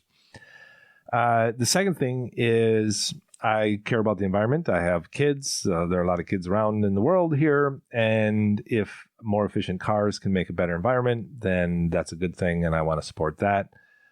The third thing is they are just neat cars. I have no hesitation in endorsing them to your listeners and recommending that they take a look at them, especially now the Model 3, which is pretty much an average costing car now, the 40,000, 35, 40, 45,000 for what you might spend for a new car of decent quality in other brands. I happen to have the Model X, which is the SUV. But it's just fun. This is where the lizard brain took over and said, well, you just want to drive this thing, and I'm not a sports guy. Everything else has been a Toyota or a Hyundai or, something boring. I'm not a car guy, but I am enjoying the vehicle much more than I even thought I would. And I knew I would. So it speaks to, my higher order brain has rationalized this in a number of ways that are consistent with my self-image of who I am. It's good for the environment. It's good for the industry. It's good for the person I admire, Elon Musk. It's good for the kids. It's fun to drive. It's reliable. It's super safe. One of the safest cars on the road. So there are a lot of things that came into it. But in the end, I'm not normally on the leading edge of any movement. And when I saw Elon Musk doing this and I saw the success of the cars and I saw the novelty of the vehicle, my lizard brain said, time to do something, be on the leading edge a little bit, take a stand, put your money where your mouth is. And I bought the Tesla. One more question on the Tesla is, does it have the self-driving capabilities? Do you use it? And for someone who's never driven a self-driving car, and for someone that might be, and I'm not apprehensive about the concept, what can you share based on your experiences? So I do have the self-driving car to the best of the capability that is publicly released. Self-driving is a misnomer still. It's a version of driving assist still.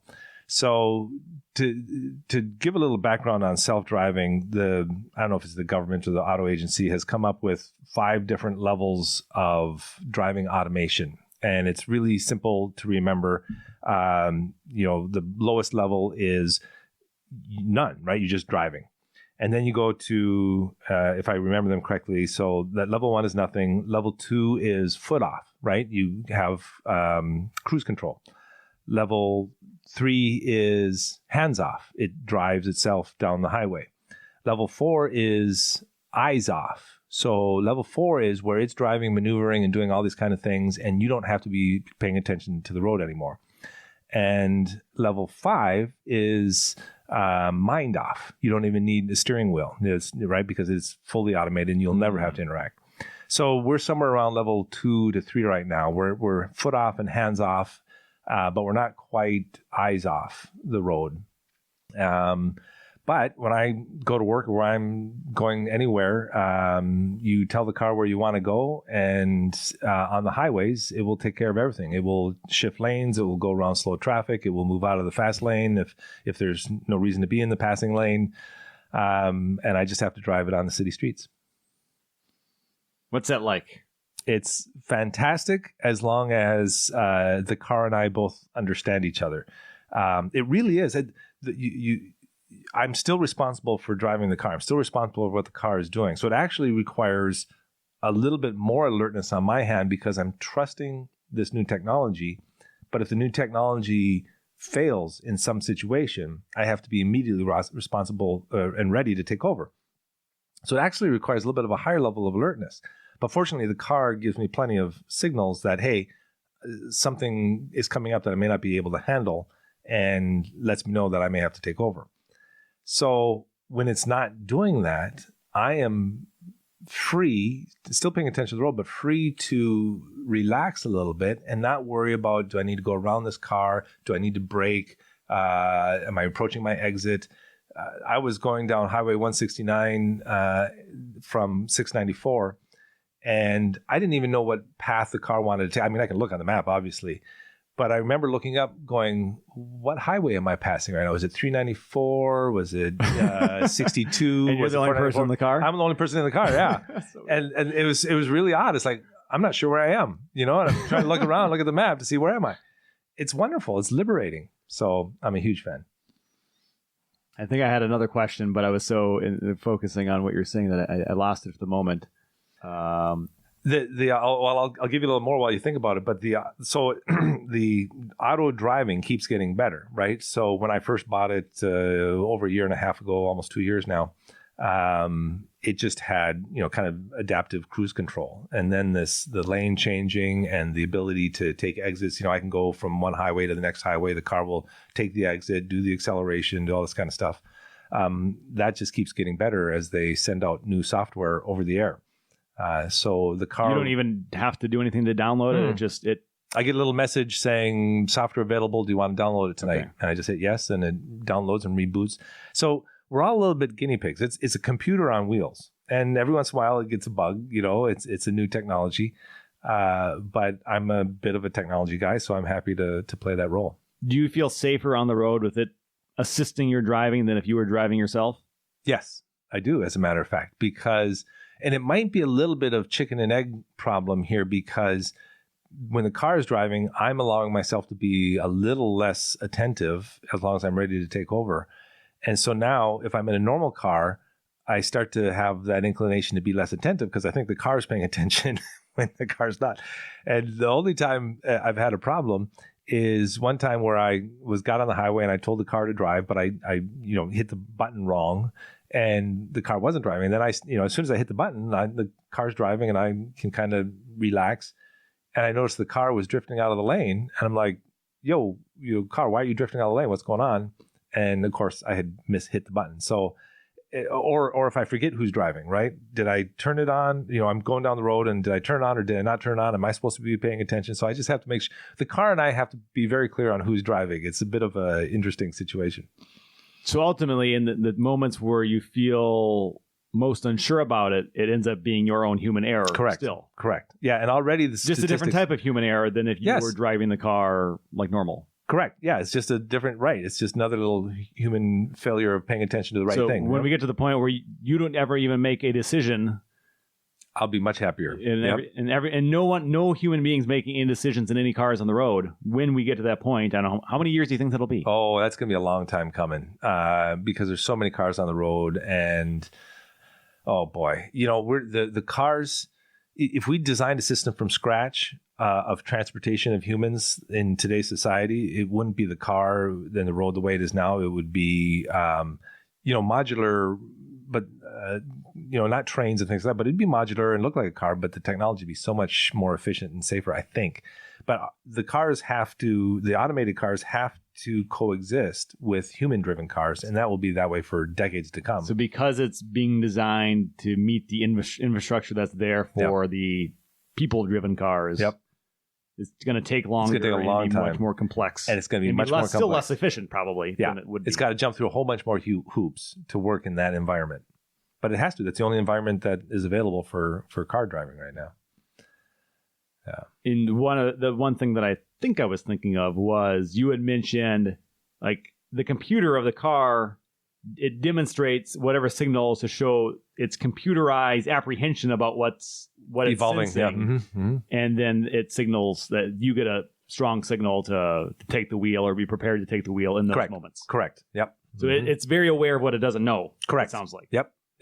Yeah, it handles construction zones. A little sign says, it comes up saying, on the screen, construction detected, driving ability may be impaired, and, gives a little beep and stuff. And so it's very aware of what's going on. And apparently, there's quite a few Teslas on the road now, and they have a lot of miles being driven under this autopilot control, and the accidents per million miles are lower than human driven. So already it's safer. Do you have to give consent to Tesla, or does it automatically take it to, like, as a part of this being a guinea pig process of understanding every person everywhere, what they're doing? And I'm assuming that it's sending data back to Tesla every time you make a trip. So if there's something that happens in your trip and it doesn't go well, that gets fed back to Tesla so they can improve on it. So do you have to give consent, or is the consent of buying and owning the vehicle and turning that on by turning on that feature? It's and it's in the materials, but it's by turning on the feature, you're agreeing to send anonymous data back, because the Teslas are learning the road, right? And they need to learn all of the little bits of the road, and they've got the GPS, and they've got the maps, and they've got all these things, but there's a lot of complexity, and the roads are changing constantly. The Tesla network is constantly evolving based on what all the vehicles are reporting back.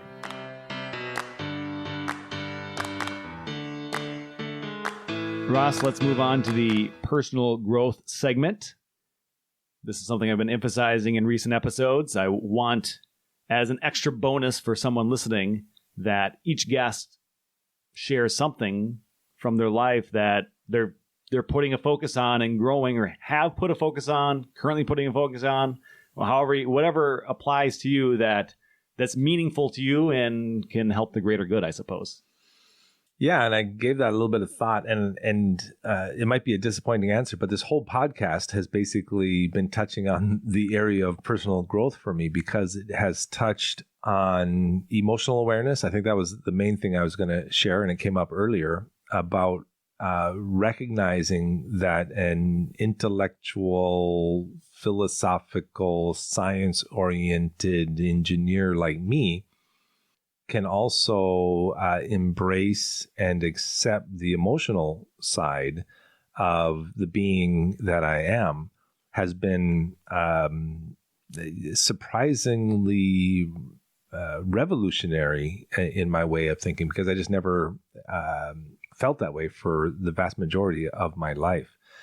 And then that has gone hand in hand with the other topic that we've been talking about, which is understanding people and understanding how different people think and why they think, and that it's okay that they think differently. So I have been, without question, over the last 2 or 3 years, on that journey of recognizing how much more there is to being a human being than the objective, logical, science-driven side of problem solving that has been my core essence for a long time. So this will be a complete non-revelation to many people. Duh, you're an emotional being. Duh, you're a human being. Duh, you make mistakes. You do this good. You do that bad. For me, it has been a revelation, really, to come to not just the intellectual acceptance that, oh yeah, sure, I have emotions, but the emotional acceptance of my emotions that, wow, this is who I am, and that they're important, and they're not dismissed, and they're not irrelevant. They are, in fact, essential to who I am. And this has been fascinating to come to grips with. I believe, and I think that it's a shared experience for most people, that is maybe especially in our teens and our 20s and maybe beyond, that we try to be something, and it's the best, most valuable realization of our lives when we realize this is who I am, and then making the most of who I am, as opposed to trying to be something that we're just not. And that probably ties into the early topic of trying to, where the lizard brain is what it is, and us trying to rationalize our existence in a way that we struggle to get to, and maybe always fail to get to, but we want to because of these outside social pressures. But it sounds to me that the big moment is just accepting what it is about your emotions and feelings, and then from there you kind of like can start again and embrace it and have this empowered existence based on your reality rather than what you had once or someone had told you to desire to be. Precisely. See, and you just put it in a more concise and elegant way. It's the acceptance of what I am, not a focus on what I might hope to be or try to be or strive to be or think I should be. That's exactly right. And that's, I always used to be big on continuous improvement and, okay, let's do this and let's, study more and exercise more and, learn more about things. But I is who I is. Mm-hmm. And to embrace that, you said it just right. It's accepting who we are. And that may be something that we need to be reminded of frequently. So for any individual listening right now that can relate, and I just imagine that people can relate to that in some way, that I feel like I've moved in a new direction in life once I've realized I am who I am. And heck, I'm ashamed to say it's embarrassing, because this is an idea that people have been telling me since fifth grade, right? Accept yourself, high school, speak accept yourself, college. Okay. 50 years later, I'm finally figuring out, wait a minute, I am who I am. I should accept that. So hopefully your listeners are more clever than I am and can grasp this, the truth of this sooner than I did. Everyone's on the spectrum of learning everything, I think, and mm-hmm. I'd imagine this is relatable. So that was a very good share for the personal growth segment. Mm-hmm.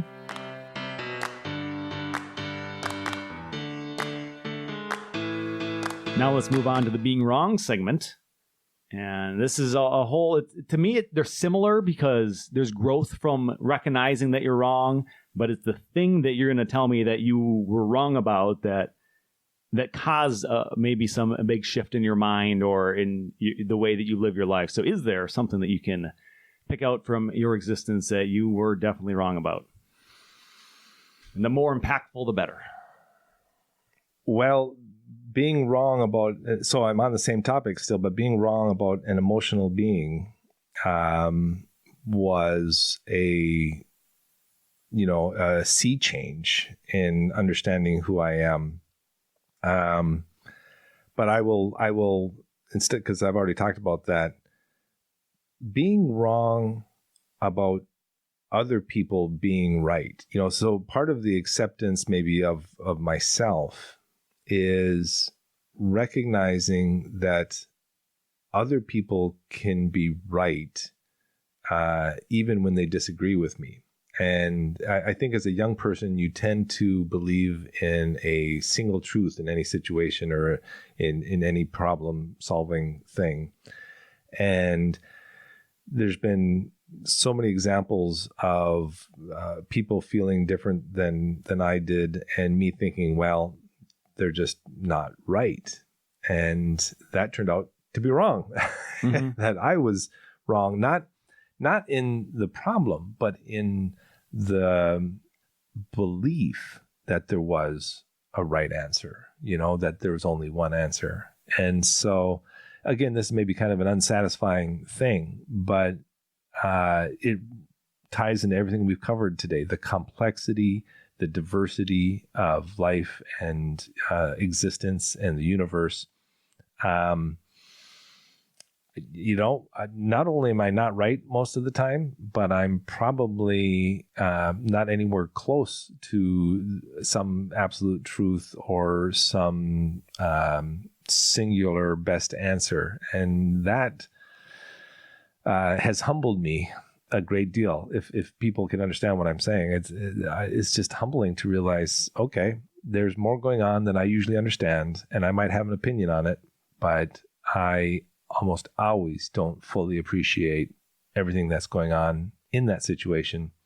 And I've become much more, because of this, much more reluctant to express a particular opinion, and much more accepting of a situation that I might normally have found unacceptable, just because I don't know everything that's going on, and I don't have a better answer than anybody else.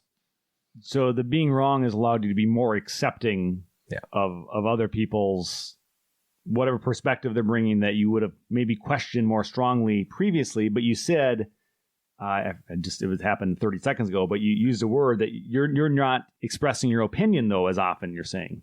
Yeah, because my opinions are laced with judgment, I guess. An opinion is based on judging a situation, and my judgment has been shown to be flawed so many times that it's quite humbling. And so it's just that humility to say, again, it's embarrassing how you're 10 years old when you first hear the phrase, well, don't judge a person until you've walked a mile in their shoes, right? Well, okay. Again, 50 years later, I finally realized what the heck that phrase is talking about, which is you just don't know. You just don't know.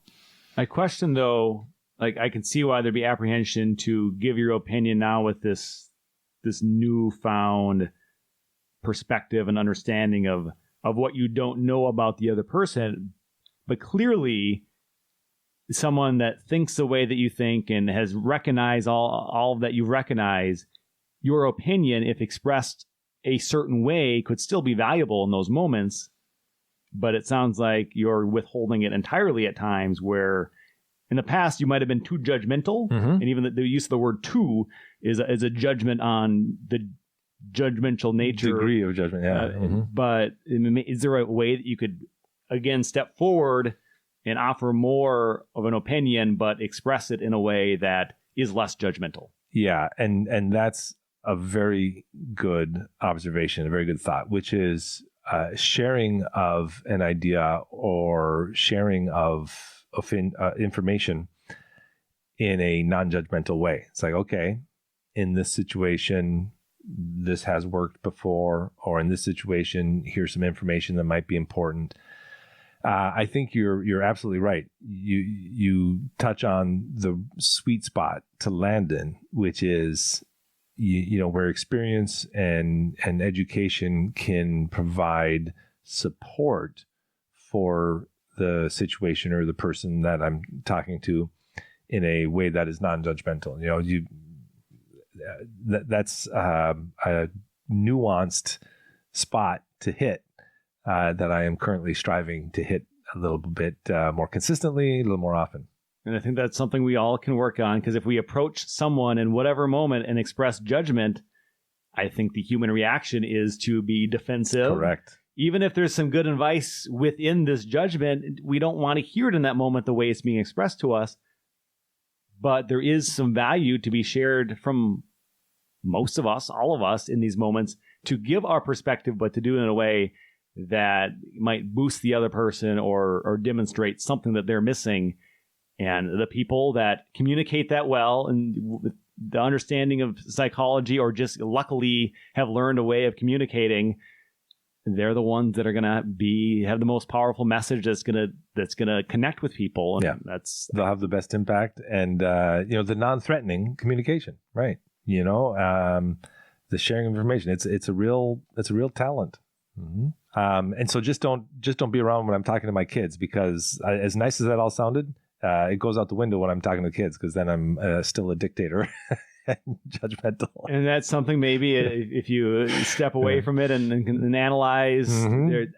I find it must be difficult, because you've been their father their whole life, and they know you as their dad, and you have this way of trying to be their dad. So to somehow make any big shift, whether or not there's a big shift that needs to be made that could be better for the situation, and this would go for any parent anywhere, just me observing other parents and being kind of uncle parent at times. Mm-hmm.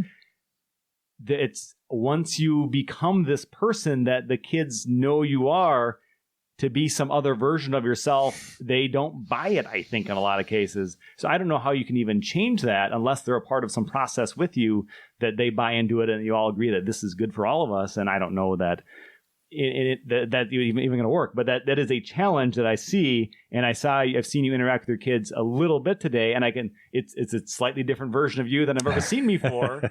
And not judging it, just being aware that this is different. Mm-hmm. And I can see what you're saying, and maybe there's some way to make it better. I don't know. Maybe it's impossible. Maybe that's something you just keep doing what you're doing and know that you're doing more good than bad. I believe. I think in the end, that's the only thing that keeps a parent sane is, right or wrong, my intentions are good. And so I might be screwing them up totally. But my intentions were good. And so, the road to hell is paved with good intentions. And I think parenting is very similar. I think that's where we finish it today. Ross Meisner, thank you for joining me and taking the time. And this might become the longest podcast episode I've had so far. Wow. But it's because we got into less about, I think, ourselves and more about just us and our thinking and bouncing back and forth off each other, something I enjoy a lot. And I'm happy to have you in my life as someone to do this with at least today and maybe in the future. So thank you. I thoroughly enjoyed this. This was a unique new experience for me. And thank you for inviting me. Thank you for listening to People I Know Show. Please check the show notes for links to the People I Know Show Facebook, Instagram, and YouTube accounts. Be sure when you go there to like, follow, or subscribe, whatever option it gives you, to stay in touch with the podcast. On Facebook and Instagram, you'll find different photos and videos related to the podcast. YouTube has some of the episodes video being wrong segments, and you can also listen to full audio versions of every episode on the YouTube channel. If you're listening to this episode but have not subscribed yet, be sure to hit subscribe on your app. And if you're not listening on an app, find the link on People I Know Show to find an app to download. Remember to rate and review the show on Apple Podcasts. Reach out to me on any of the social media sites, or you can send an email to me, Curt Carstensen, directly by using the email address peopleiknowshow@gmail.com. Thanks for listening.